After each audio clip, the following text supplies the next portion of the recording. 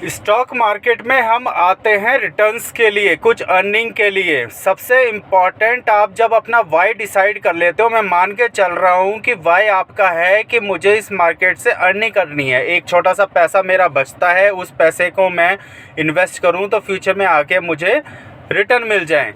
जब तक उस रिटर्न को आप लिखेंगे नहीं, मेंशन नहीं करेंगे कि आज अगर मैं अपना पोर्टफोलियो मेंटेन कर रहा हूँ और अगले 10 साल के लिए मेंटेन कर रहा हूँ तो मुझे कितना पैसा इस इंडस्ट्री से चाहिए। सपोज़ 1 करोड़ रुपए आपको 10 साल बाद चाहिए, 2 करोड़ चाहिए, 4 करोड़ चाहिए, जब तक आप उस टारगेट को लिखते नहीं हैं।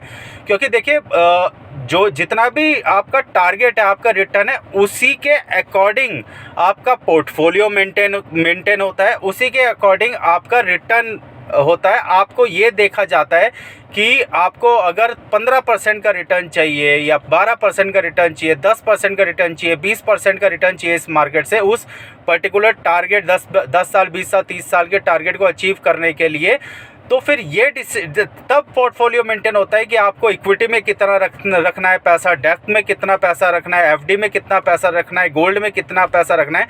तो मोस्ट इंपॉर्टेंट 2 चीज़ें, अगर कोई भी इस स्टॉक मार्केट में आना चाहता है उसके लिए 2 चीज़ें फार मोर इम्पॉर्टेंट है। पहला कि वो वाई इस मार्केट में आना की किस वजह से चाहता है, और अगर वाई उसका ज़्यादा क्लियर है, उसके बाद उसको टारगेट कितना है, उसका कितने साल वो इस मार्केट में इन्वेस्टेड रहना चाहता है और इस मार्केट से वो कितना प्रॉफिट गेन करना चाहता है। अगर उसकी 2 बातें किसी भी इंडिविजुअल की क्लियर है और पेशेंस उसके अंदर है, तो इसके बाद का वीडियो हम धीरे धीरे शुरू करेंगे।